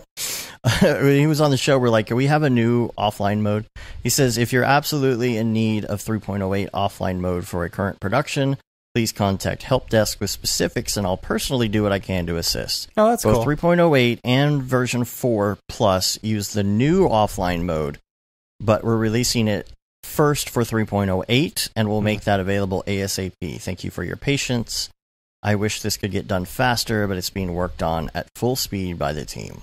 Interesting. So there's your update there. They are being very, very transparent. They're communicating with their users. They're communicating. It's everything that everybody a year ago was asking for. Yeah. And I think they've done a really good job of that. Yeah. So also he posted as well on July 3rd about the AI volumetric denoiser update. So thank you to everyone who submitted volumetric AI denoiser sample scenes. I don't know if you saw that post. I didn't see the post. I saw that they were looking for them. That they were asking for sample scenes that they could test out. So yeah. So he said below is one of the very first results coming out of it, and so he posted that. We'll post a link to that in the show notes for the episode. Also, Pixel Plow, is doing Houdini. Ooh, it's amazing. Yes, totally. So that's pretty cool to They're see. like now like only one of 2 render farms now that are doing Houdini, right? I don't know. I think so. I think that's the case. Because I think they only had like one other render farm doing Houdini stuff. Yeah. I don't know. Well, I wish that they could get on the Octane thing. They will eventually. At this point. Hopefully that'll happen. Let's see. What else? Who was this? Was it Raphael Rao, I think, who posted the foil test? And I don't understand this. It's really cool. Mm-hmm. He did this Coke can with like this stuff on it, but he called it foil. Am I missing something? Is it called foil overseas? Is it called foil overseas or something? Yeah, but it's clear. I don't quite understand it. But anyway, he posted this really cool looking material where like there's more. It's like a sheen, transparent, like a It's satiny... blurrier the more depth there is, though, and I didn't even know that you could do that in Octane. Yeah. So he posted the node tree and all that. So they'll be linking that to the show notes if you haven't seen that yet. Then there's also a link to Sebastian Michalski. He posted these ridiculous pictures of these systems that he's building. And it says heading towards a 10,000 Octane bench. Check this out. Jeez. Just gorgeous hardware, all water cooled, modified cards, the whole thing. It's just so cool to see that kind of stuff. And you look at it and you're like, that's like $50,000-$60,000 worth of gear. Yeah. Sage says, remember at NAB when you guys came back and were like, we're switching to Redshift because Otoy's community outreach was that bad? Yeah, that's the thing. It's great. Yeah, but I did switch to Redshift for a little bit. And then I was like, okay, I'm going to go back to Octane for a little bit. It all depends on the project, really, Yeah, that's true. I mean, we've beat that subject to death, but Jules, I feel like, has been very vocal about what's going on ever since then, and I think it's really great. What else in the Ravcock? NVIDIA's GeForce GTX 1180 could be unveiled next month. That'd be awesome. This is on The Verge. Would be awesome. Good, right as we get some money coming in, then we're like, let's buy some 1180s. Well, I'm building that system. Are you going to? At the beginning of August, for sure. And I'm going to try and do it live on the stream if I can get all the parts and everything lined up. Awesome. And so what I'm planning on is just to put some sort of lower level card, maybe a, I don't know, 1060, 1070 or something in it. And then just wait for the 1180s to come out and put a couple of those in there. Yeah. Honestly, like, if you don't want to spend the money, just steal one of the 1080s from Meeseeks and for the time being, I don't want to mess with that. No, that's okay. I mean, it was just a thought. Right. Yeah. So there's that, and then okay, so how about this? How about this? I got a better idea. Right? Steal one of the 1080s from Meeseeks. Once the 1180s come out, we buy some 1180s for Meeseeks, and then we each take two 1080s. Oh, jeez. I don't know. We'll figure it out off air. Right now, I have no computer to put them in. Right. Or money to buy it. So. Right. Okay, so let's get to this deal. And here's the thing. There's been a lot of public speak about what's going on with F-Storm. Like, Jules has publicly bashed F-Storm and vice versa, right? They're having a public battle about some of this stuff. So it's really hard we can report on what they said, but I don't know how much of it is true without, like, really, really digging into this and talking to certain people and finding out a lot of information. So we're just going to report on what is said. Doesn't mean it's true necessarily. We don't know. Yeah. This is in the F-Storm Facebook group. Okay. This is Andrei Kozlov. He says, "Hi, everyone. We can finally tell you that F-Storm has officially won the lawsuit from Otoy. In fact, Otoy's lawyers didn't even show up for their appeal at the court hearing." Now, this is in the Russian courts, correct? Correct. Okay. And so I'm like, wait a minute. They didn't show up at all. That seems weird to me, but I would like to hear an explanation of that. Yeah. From a different source other than F-Storm. Right. You know, even if it's not from Otoy, if it's from any third party who really knows what's going on. Mm-hmm. He says the FStorm website is now unblocked and you can finally download and buy FStorm Render again. Some thoughts about Otoy's business in the matter. You may remember how Jules, Otoy CEO, claimed that FStorm is a 100% copy of Octane, built with Octane code and ultimately making Andre a thief. He made a lot of claims and always stated that he had solid evidence, but could never actually show any, except the made-up ones, that is. And so, like, I read that, and I'm like, wait, what made-up ones? Holy crap, what is going on with my Instagram? I just got, like, 100 notifications in, like, 2 seconds. Oh, really? Sorry. Oh, my gosh. Like, what is going on? Did something get really popular all the... Oh, my God. Oh, my God. Oh, my God. Oh, my God. What is going on? Are we going viral or something? Dude, what is going on? I have no idea. Oh, this is all one person. Oh. Look. I don't know if you can see this. Oh, of course it disappears as soon as I... Look. That's funny. That's what happens on my doing it. Slack. Ugh. Like, it'll wait until the last second in order to, like, send me 1,000 notifications. Sorry. Like, that is, like, the ultimate ADD distraction. Yeah, I need totally. to turn that off. Okay. Anyway. Gosh. Squirrel. All right. Take two. No, just kidding. So this is what I'm trying to figure out, except the made up ones, that is. Because, okay, I've seen Jules post some stuff, and he's shown snippets of code as far as, like, stuff that they've done, and I guess what they're claiming is that some of the snippets of code are, like, from libraries or SDK fragments, which, of course, they're going to be the same. You know, when you have libraries inside of... you did code stuff, right? You did... Yeah. So you know how there are libraries and you just can pull a library instead of writing stuff from scratch. Because it's just like, you know, if you got a pre-made deal, like, why reinvent the wheel? And what he's claiming is that, like, the copied code, so to speak, in air quotes, is from libraries. So that's why he's saying it doesn't make sense, because if you're both using the same library, you know, if you're both using, like, an Apple library to build an iPhone app, you can't say somebody copied you. Right. But I don't know if that's true or not. Yeah, because the code would be the same, but, you know, it would be because both of them are getting it from the same place, right? Right.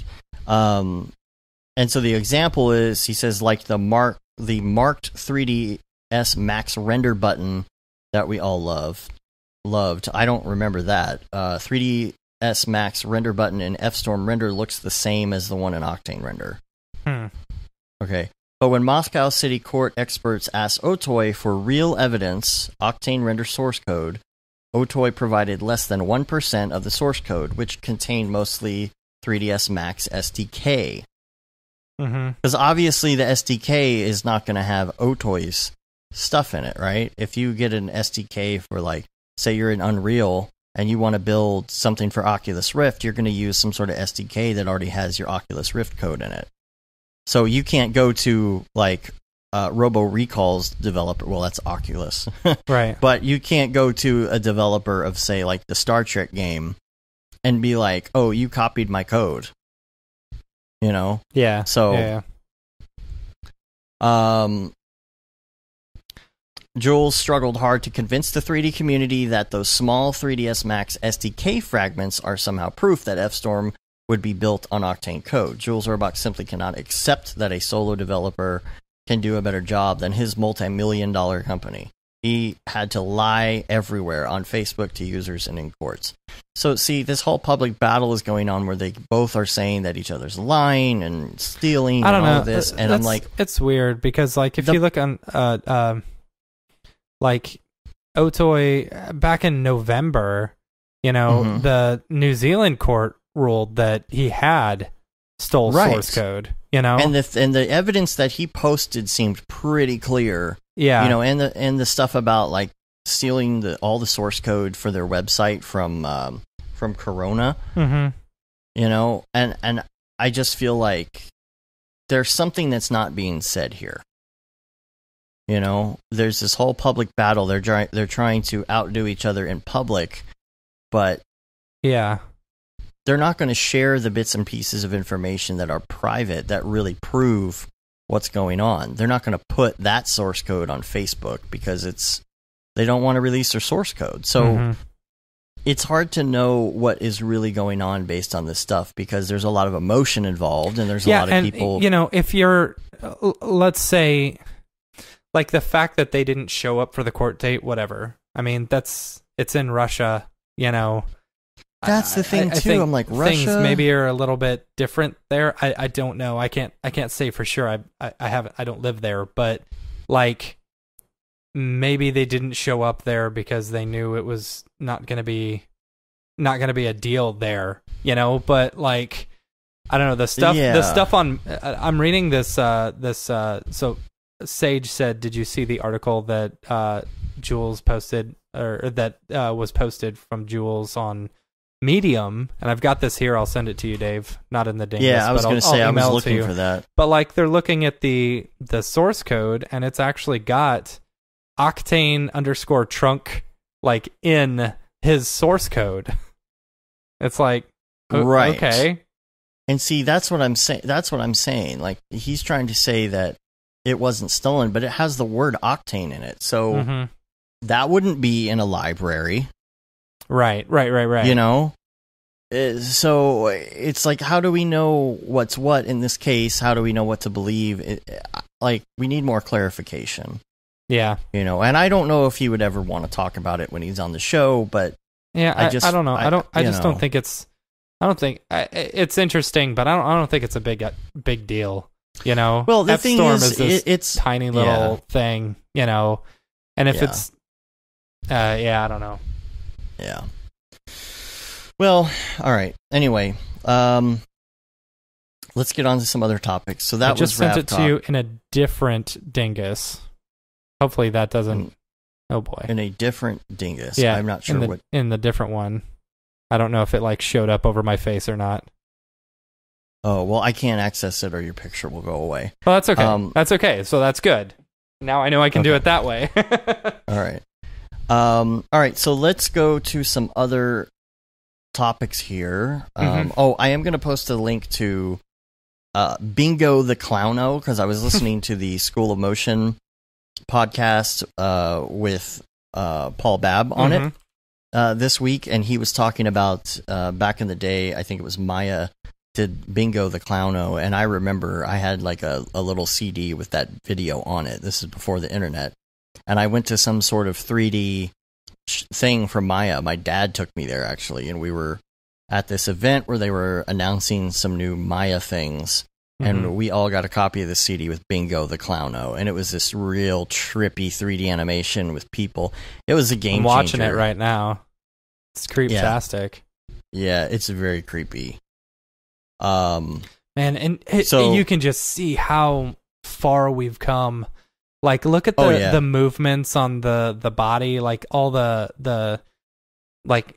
Oh yeah, it feels more mechanical and less like a motion capture or something like that. I don't know. Crazy. Yeah, it was really it was amazing at the time. So, all right, let's get to some links.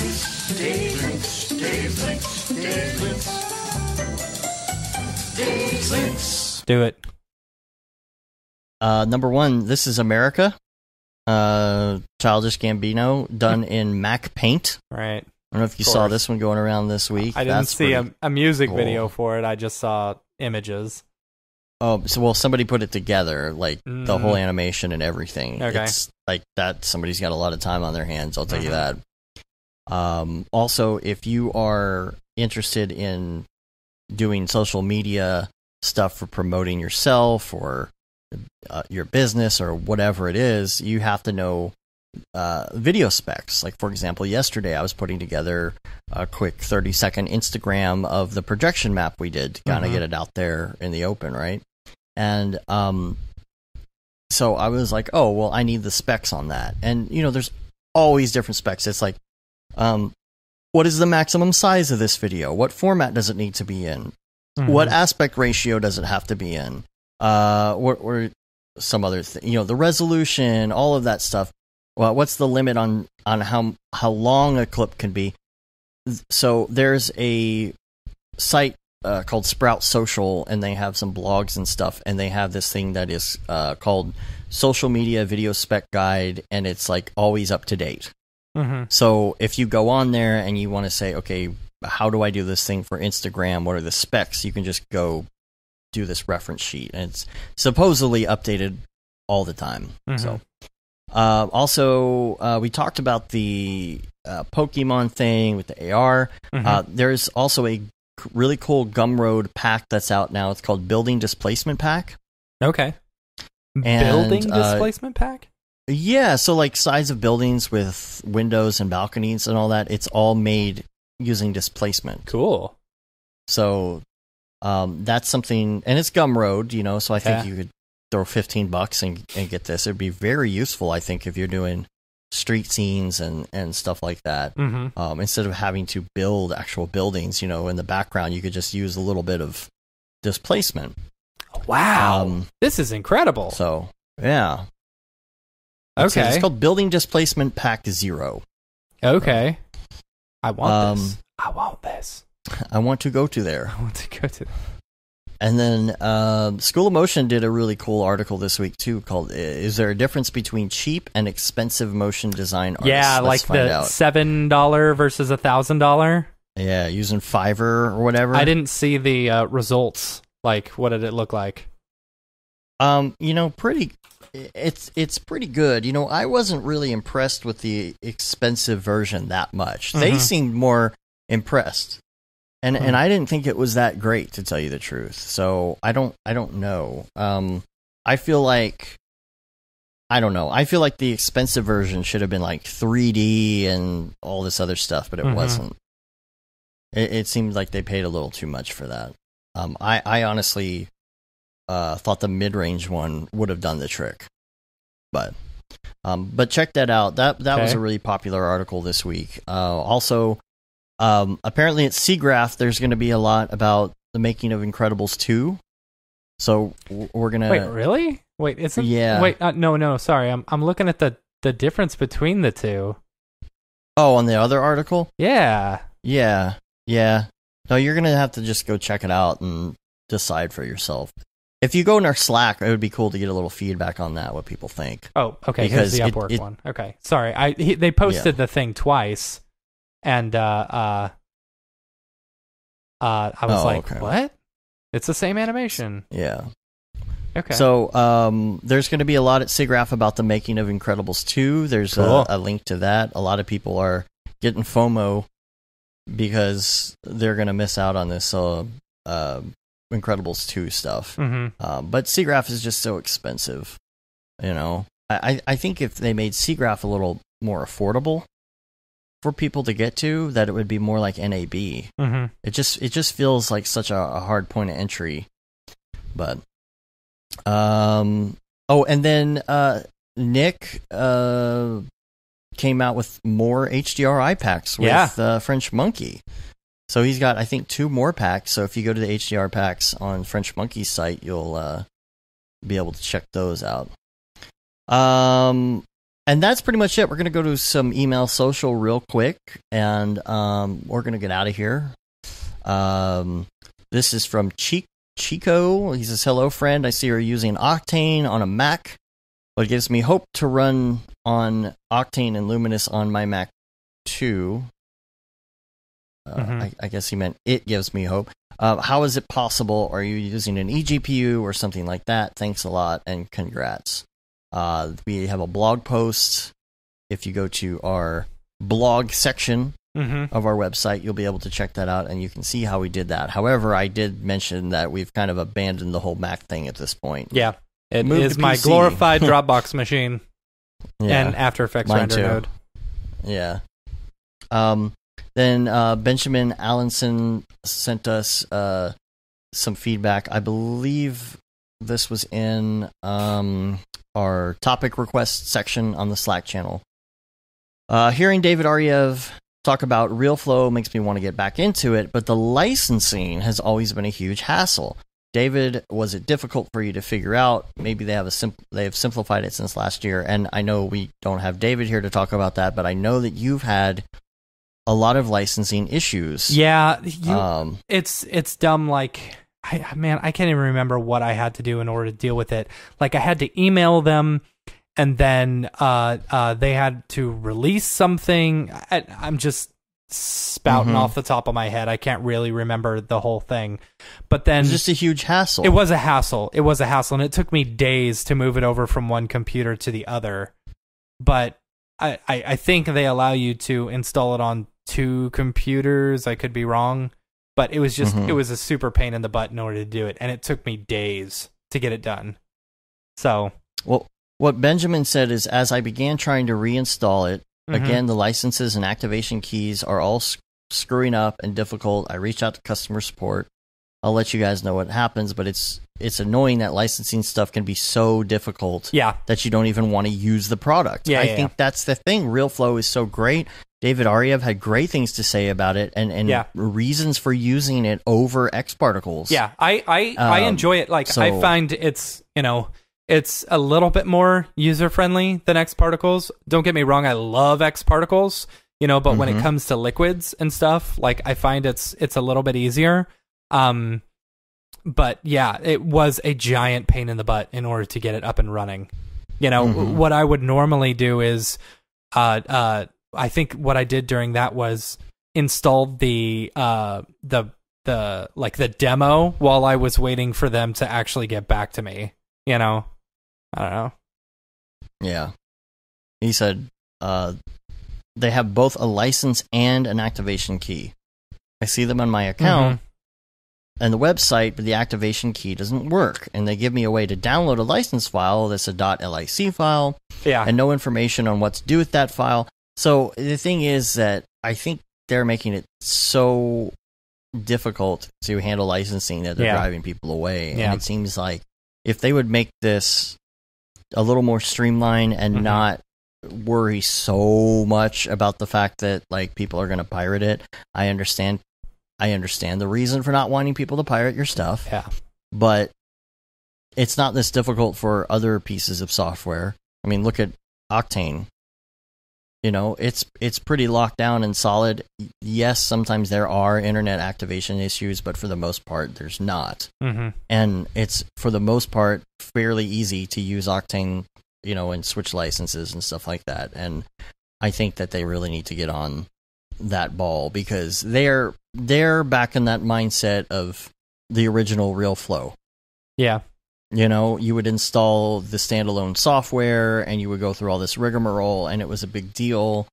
And Cinema 4D users who want this plugin are not necessarily willing to go through all this trouble. The problems that I have with licensing when it comes to what's the, not World Creator, what's the Dem Earth. Like, the problems that I have had getting that to work and having license issues and things expiring and things not working and having to get support, I will never buy that piece of software again. Yeah. I will find an alternative no matter what it is. It is too much of a hassle. It's like you can't get to the point where you're driving customers away because you're making it so difficult to own the product. Totally agree. Or reinstall it. Because some people use stuff like that, like Dem Earth and RealFlow. You don't use that every day. No. Most people don't use that every day. So what's going to happen? You're going to get you're going to get like a job, and it's going to require that you use Dem Earth, or it's going to require that you use RealFlow. And you're going to sit down in front of your computer and be like, "Oh crap, I haven't installed this in my newest version of Cinema 4D since last year, so I need to do that." And then you're going to download it, and then you're going to install it, and then you're going to have a problem, and then it's going to take you 2 days to get the thing working, and then you're going to realize that maybe you're not going to want to upgrade this or use it again because it's too much of a hassle. Yeah, you're going to find an alternative. You're going to use Xparticles or some sort of other, World Machine, World Creator, and in place of Dem Earth. And so I think companies really have to think about that. Yeah. If you lock it down too much, you're going to have a bad time. Yeah. So I got nothing else, man. I got a ton of work I got to do. So me too. We got a long week ahead. Yes, we do. But that's so good. We're gonna get out of here. That's good. It's good. Yeah, it's really good. We've got nobody lined up for next week. We need to figure that out. We need to figure out who's going to be on the show next week. So stay tuned for that. Don't forget to rate us. Leave a review on iTunes. Let us know what you think about the show. Don't forget to email us, brograph@brograph.com, and let us know what you want to hear about on the show. We love getting emails from you. Just, anything about the show. If you want to tell us if you like the show, if you don't like the show, if you want to ask us a noob question, an experienced question, it doesn't matter. Love hearing from you. You can also subscribe to us on your podcatcher of choice. It helps get our ratings up. The newsletter, I think we're going to be sending out pretty soon. It's been quite a while since we've sent out one. Yeah. You can say you've been there, done that, got the t-shirt with the No Brograph, No Mograph tee. The Gate de Simone limited edition shirt, the Feel the Bad 2020 shirt, all the profits from that goes to Doctors Without Borders. I'm actually wearing that right now. And then the Render Things t-shirt and hoodie, which are our most popular items. And, of course, we're on Facebook, Twitter, Instagram, YouTube, Brograph.com, Twitch, all the stuff and things. All the stuff and things. All the stuff and things. So awesome. We're going to get out of here. Let's do it. I'm going to unpack my office. I wish you would. All right. Until next week, I'm Dave. And I'm Matt. Have a good one. Later, bros.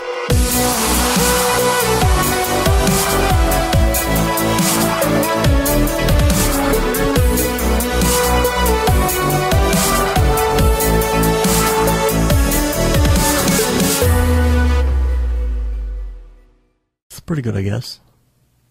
Brograph.com, an online resource for learning Cinema 4D, After Effects, and other motion graphics tools specifically catered to help you prevail as a motion graphic designer. What's up, bros? Welcome to another Brograph motion graphics tutorial. With tutorials, plugins, and now a podcast with tens of thousands of listeners worldwide. Yeah, it's a great community to be part of. We give you professional time-saving tips, industry news, interviews, shortcuts, and lessons that help keep you current in the world of motion design. Join the HDR studio, take the render settings, pick the HDR, put in reflection, and gorgeous. I love projects that scare me. When our art director comes to us and asks for something that I had never done before, man, it gets me pumped. Our weekly long-form podcast will give you the latest news, help you in your file management, hardware configuration, and client relations. Learn about the latest render engines, modeling techniques, and workflow integration while staying entertained. Real nice banana. Ah, that's so funny. All right. I'm going to live forever. Our Brograph Talks are a chance to see the way industry leaders from around the globe are changing the face of motion design. Sometimes you got to make stuff that you're not going to put on your reel, and I'm not here to judge. The podcasts and talks include people like People, Barton Damer, Nick Campbell, Andrew Kramer, David Ariev, Chad Ashley, Paul Babb, EJ Hassenfrost, Mitch Myers, Chris Schmidt, Jules Urbach, Cornelius Dammert, David Brodeur, Andy Needham, Caitlin Kaju, Zubair Parker, Noseman, Ryan Bean, Casey Hupke, Nick Lyons, Sage, Joey Korenman, Jeremy Cox, Rick Barrett, John Dickinson, Matthias Omatola, Patrick Goski, Brandon Clements, Steve Teeple, Tom Glimpse, Patrick Lundstrom, Julia Simone, Devin Coe, Al Heck, and even Deadmau5. You get that render done. Yeah, you better frame what? Our Brograph breakdowns go behind the projects and give you an insight on what it's like to manage and maintain your own personal business or work for a large company. Join us for live sessions, check out our useful plugins, watch time-lapse projects, interact with us, and send us email questions and topic ideas. Or just hit the Rando Render button and do an imaginative daily that'll keep you on your toes. Take all your dreams and let's do it! Subscribe today and get automatic updates on the latest tutorials, tricks, tips, and inspiration brought to you by industry professionals Dave Koss and Matt Milstead. We don't care how you get here, folks. Just get here. Subscribe now to Brograph Tutorials.